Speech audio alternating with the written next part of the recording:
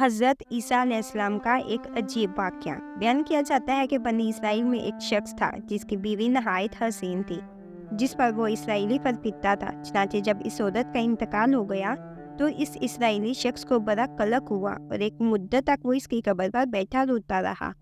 اتفاقاً حضرت عیسیٰ علیہ السلام کا ادھر سے گزر ہوا تو انہوں نے اس اسرائیلی کو پریشان حال دیکھ کر اس سے سبب جانا تو اس اسرائیل نے اپنا واقعہ بیان کیا تو حضرت عیسیٰ علیہ السلام نے رحمۃ اللہ علیہ نے فرمایا، کیا تو چاہتا ہے کہ میں اس کو تیرے لیے زندہ کر دوں؟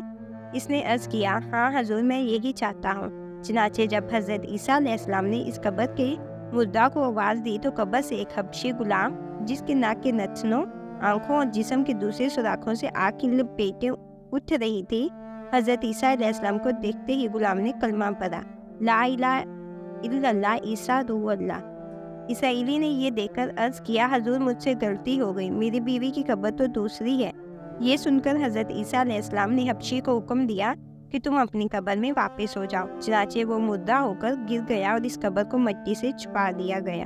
پھر حضرت عیسیٰ علیہ السلام نے اس دوسری قبر کی جانب توجہ فرمائی اور حکم دیا کہ اے صاحب قبر، اللہ کے حکم سے زندہ ہو جا۔ چنانچہ قبر پھٹی اور اس سے ایک عورت سر سے گرد جاتی ہوئی باہر آ گئی، جس کو دیکھ کر اسرائیلی بولا کہ یا روح اللہ، میری بیوی یہی ہے۔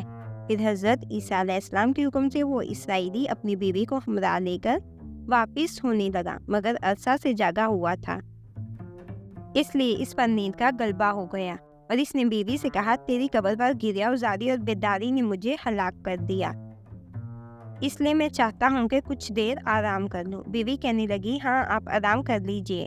چنانچہ وہ اسرائیلی بیوی کے زانوں پر سر رکھ کر سو گیا۔ اتنے میں ایک گھوڑے پر سوار ایک شہزادے کا ادھر سے گزر ہوا جو اپنے زمانے کا یکتا حسین تھا، جس کو دیکھ کر اس کی بیوی اس پر فرفتہ ہو گئی اور اس کا دل قابو میں نہ رہا۔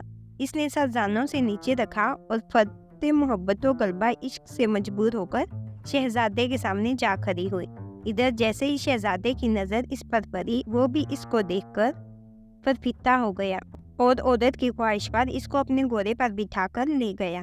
چنانچہ اس کے شوہر نے بیدار ہو کر جب اپنی بیوی کو نہ پایا تو نہایت پریشان ہوا اور اس کے ملنے کی تدبیر سوچنے لگا۔ سوچتے سوچتے آخر اس نے نشانہ قدم پر چل کر اپنی بیوی کو تلاش کر لیا، جو شہزادے کے پاس پہنچ چکی تھی۔ اس کو دیکھ کر اسرائیلی نے شہزادے سے عرض کیا، یہ میری بیوی ہے، آپ اس کو چھوڑ دیجئے۔ ابھی شہزادہ کچھ کہنے ہی نہ پایا تھا کہ اس عورت نے کہا، میں تیری بیوی نہیں بلکہ شہزادے کی لونڈی ہوں۔ یہ سن کر شہزادہ اسرائیلی سے کہنے لگا، مجھ سے میری لونڈی کو لینا چاہتے ہو؟ اس نے کہا، خدا کی قسم، یہ میری بیوی ہے جس کو میرے سردار حضرت عیسیٰ علیہ السلام نے مرنے کے بعد میرے لیے زندہ کیا ہے۔ ابھی یہ گفتگو ہو رہی تھی کہ اتفاقاً حضرت عیسیٰ علیہ السلام وہاں تشریف لے آئے، جن کو دیکھ کر اسرائیلی کہنے لگا، یا روح اللہ، کیا یہ میری وہ بیوی نہیں ہے جس کو آپ نے میرے لیے زندہ کیا ہے؟ حضرت عیسیٰ علیہ السلام نے فرمایا کہ ہاں، یہ وہی ہے۔ یہ سن کر عورت کہنے لگی، یا روح اللہ، یہ شخص جھوٹا ہے، میں شہزادے کی لونڈی ہوں۔ حضرت عیسیٰ علیہ السلام نے فرمایا، کیا تو وہ عورت نہیں جس کو میں نے اللہ کے حکم سے زندہ کیا ہے؟ عورت نے کہا، یا روح اللہ، باخدا میں وہ نہیں ہوں۔ اس کے بعد حضرت عیسیٰ علیہ السلام نے فرمایا، جو جان خدا کے حکم سے میں نے تجھے دی تھی اس کو واپس کر دے۔ یہ سنتے ہی وہ عورت پھر مردہ ہو کر گر پڑی۔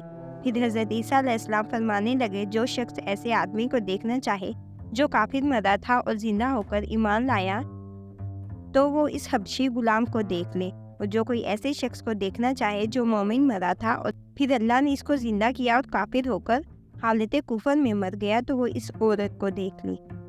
اس واقعے کو دیکھ کر اسرائیلی نے قسم کھائی کہ اب کبھی نکاح نہ کروں گا اور میدانوں کی طرف نکل گیا، جہاں اللہ تعالیٰ کی عبادت میں مصروف رہ کر اسے موت آ گئی۔ اللہ تعالیٰ اس پر رحم فرمائے۔ نبی اور رسول کے اقرار اور انکار کا نتیجہ اس حقائق سے ظاہر ہوتا ہے اور سبق ملتا ہے کہ کامیابی اپنے نبی کی اطاعت و محبت سے ہی مل سکتی ہے۔ چنانچہ ہمیں بھی چاہیے کہ ہر حال میں اپنے نبی صلی اللہ علیہ وآلہ وسلم کو سامنے رکھیں، چاہے دل مانے یا نہ مانے۔ نبی کریم صلی اللہ علیہ وآلہ وسلم کے طریقوں کو لازمی اپنایا جائے۔ اللہ تعالیٰ اس واقعے سے سبق حاصل کر کے عمل کرنے کی توفیق عطا فرمائے۔ آمین یا رب العالمین۔